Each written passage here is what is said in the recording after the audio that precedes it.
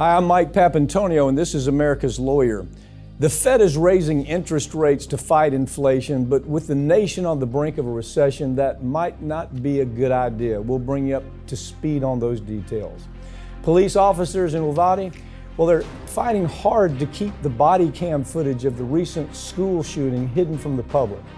And we'll talk about their legal reasoning for doing that. And most Americans believe Trump is responsible for the Capitol riot, but that doesn't mean a prosecution is likely to happen, and we'll explain why. All that and more, it's coming up. Don't go anywhere, right here on America's Lawyer.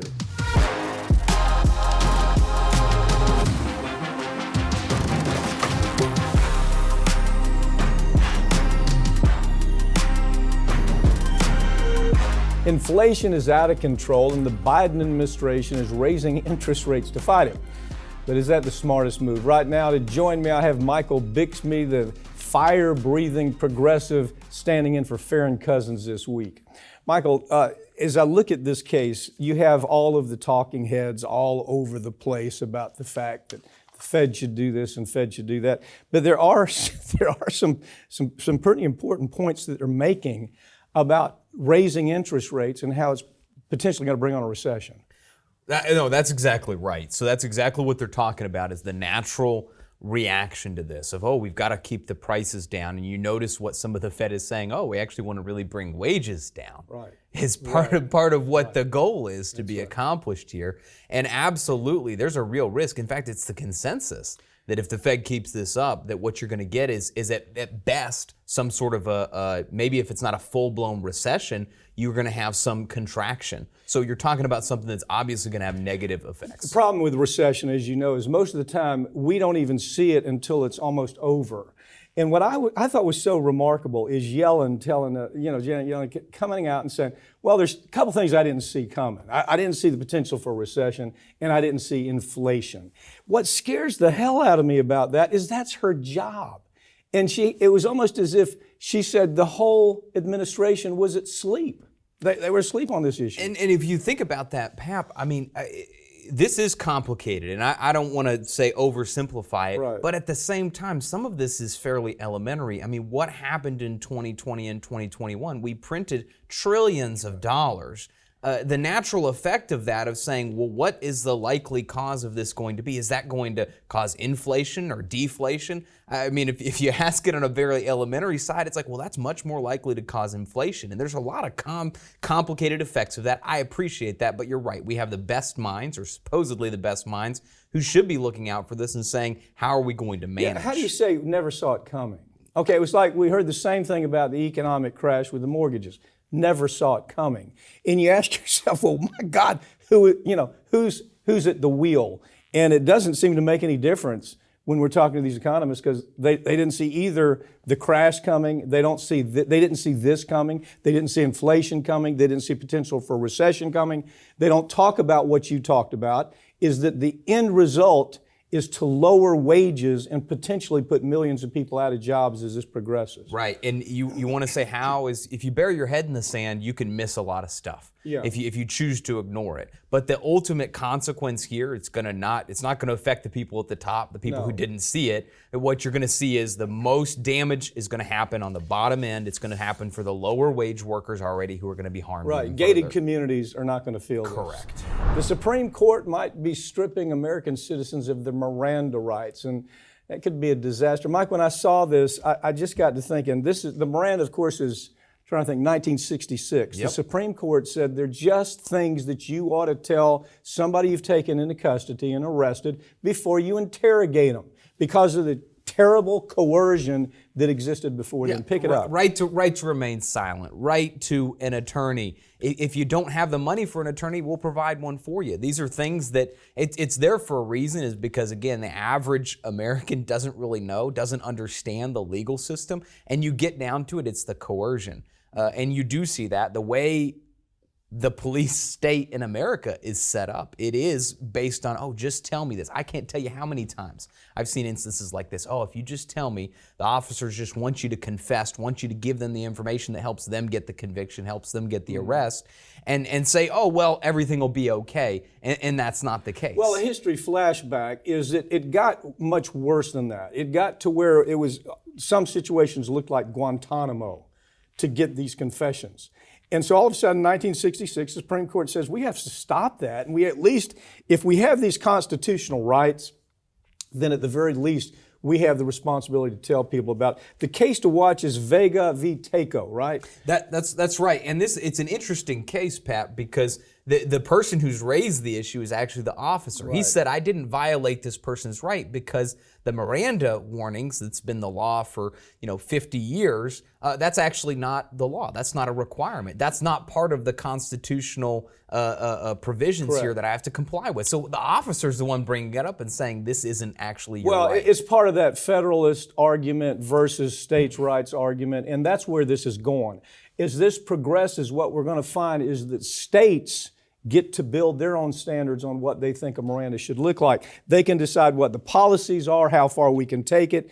They're going to let law enforcement have a bigger hand in how an interrogation takes place, state by state, according to who the legislators are. And that's scary, Pap. And I see with this court, I think that there is a very real, it seems like the consensus is there's a good chance that at least the Miranda warning or the Miranda rights are going to be eaten away at, if not done away with altogether, exactly under that federalism. Oh, let's give it to the states. And that might be good in certain states. There might be some states where that's okay, but I see a lot of potential for substantial harm in many, many states. We're going to look at it and say, hey, we've got to support the police. The police need to have unlimited rights. This idea behind it, I'm like, no, there's constitutional protections for a reason. Yeah, Miranda in 1966 was, of course, it's still criticized as it being the court going where they shouldn't go because the Constitution doesn't provide for it. Miranda is right on point with the Constitution. A group of SpaceX employees have alleged that they've been fired for criticizing Elon Musk in a letter to the board of directors. Now, I got to tell you, I saw this story, and I got to think, what numbnut would not believe they're going to get fired if they send out a letter? They sent out thousands of these letters just across the board saying, will you sign the letter? Now, whether they're wrong or right, they have a right to criticize him, but they also need to understand he has a right to fire him. I mean, what kind of bonehead says, I'm just going to go do this and then expect no ramifications from it? Right. Talk about burying your head in the sand, and I think you're exactly right. It's a private company, Pap. So you're talking about, exactly. and you could say we think the law should be this or that, but the reality is if you go and bite the hand that feeds, and here clearly Musk is the hand that feeds with SpaceX, of course that's what's going to happen. Now that being said, honestly, this tells me a lot about the company because I think that there's a couple of responses they could have. I think, yes, you can criticize the SpaceX employees and say, well, you knew you were going to get fired, and if you didn't, you were just completely ignorant. But SpaceX's response is not very encouraging, which maybe isn't a surprise if you followed. As you said, it's a privately held company, Michael. This isn't that's what's so amazing about it. Matter of fact, the people who didn't sign it say exactly that. They said, their own employees are saying, well, of course I didn't sign it. It sounds like a childish, tone-deaf thing to do. Look, there's no question they have the right to criticize, but then to come out and say we're victims because I'm not under contract. If it's a non-contract state, Musk can fire as many of them as he wants. But to say you're surprised by the idea that they said that he was an embarrassment to the company, that the whole the whole element of what was going on with Twitter was an embarrassment to them, and they're talking about the guy who gives them their paycheck. Any surprises there? No surprises there whatsoever. But I do think, there's been things about their culture, SpaceX's culture and Musk. I think that there's legitimate concerns there, but you say, hey, read the room a little bit in the way you get them addressed. Or is there a better way to address a toxic environment than that? Yeah, the end result was always going to be those people getting fired. Yeah, it's just like it's like a bunch of tone-deaf boneheads that don't understand it's going to happen. No question. They said, we need to rein him in. Yes, maybe that's the case.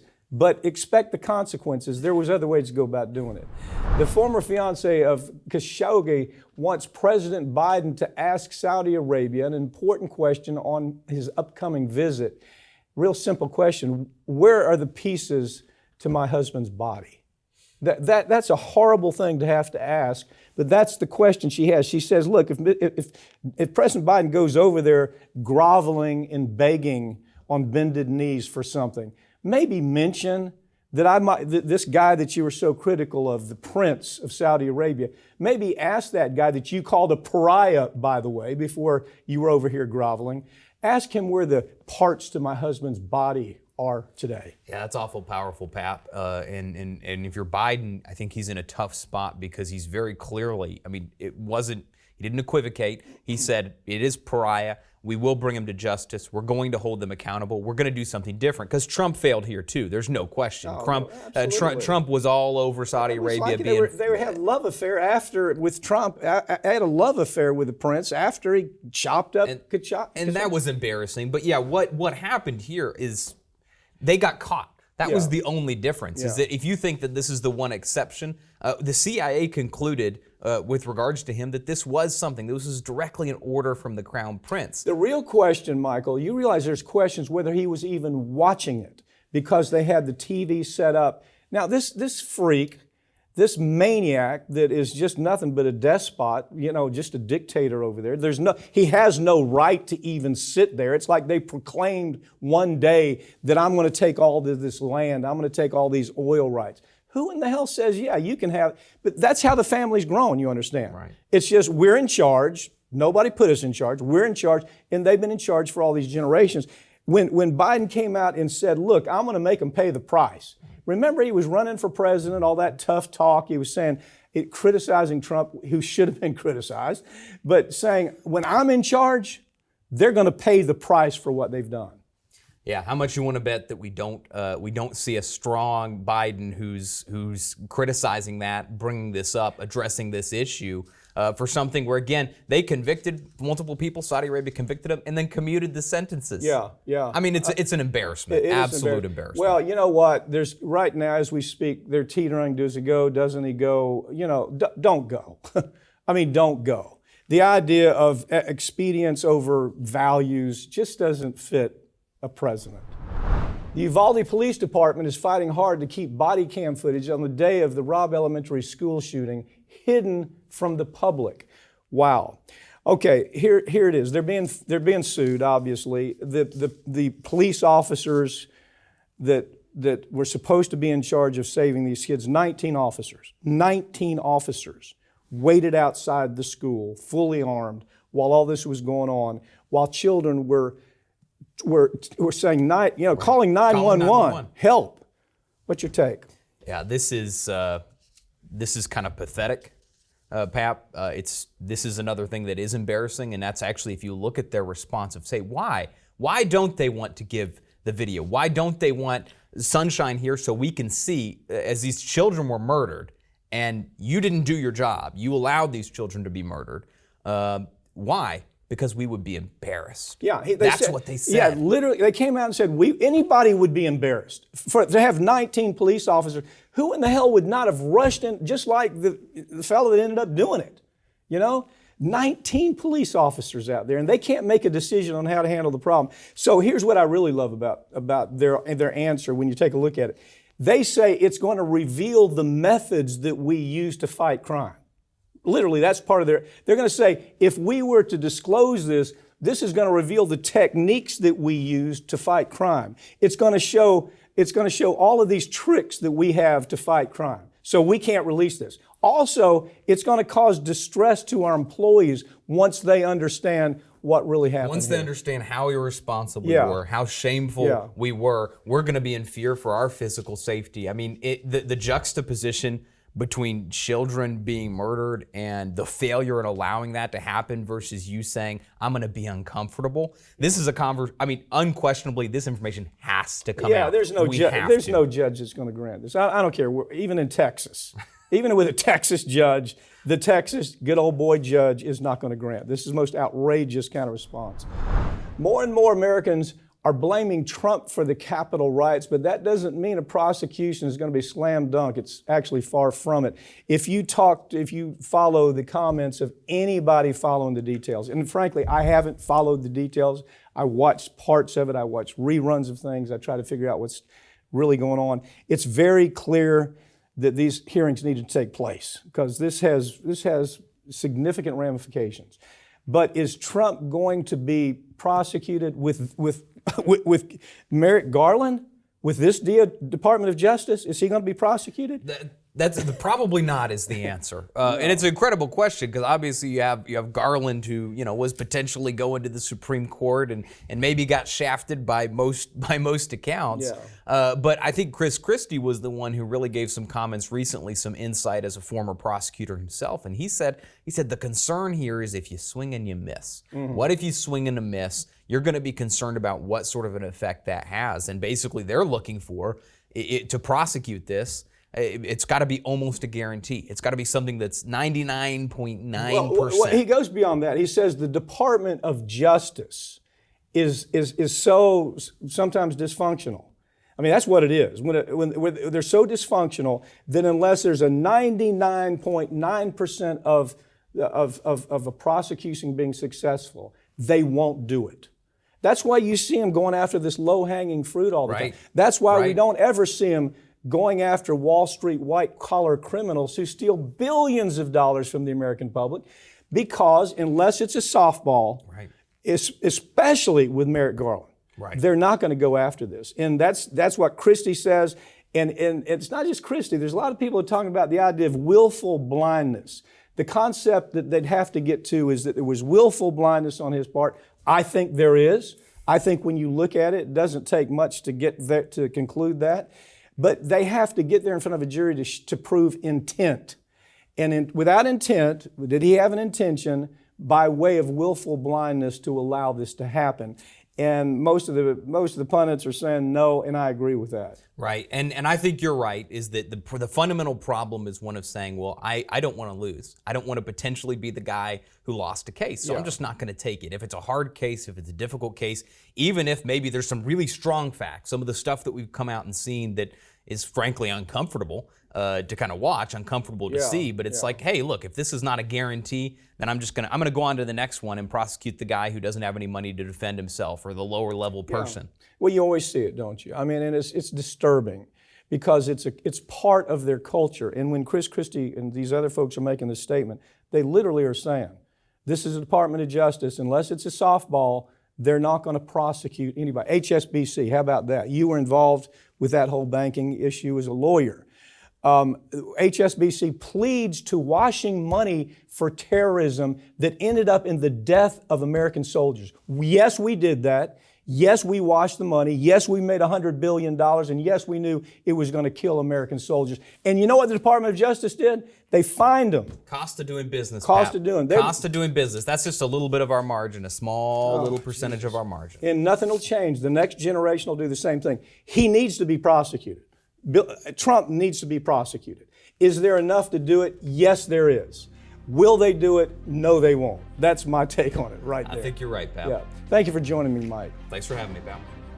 That's all for this week, but all of these segments are going to be available on the coming week right here on this channel, and you can follow us on Twitter at America's Lawyer.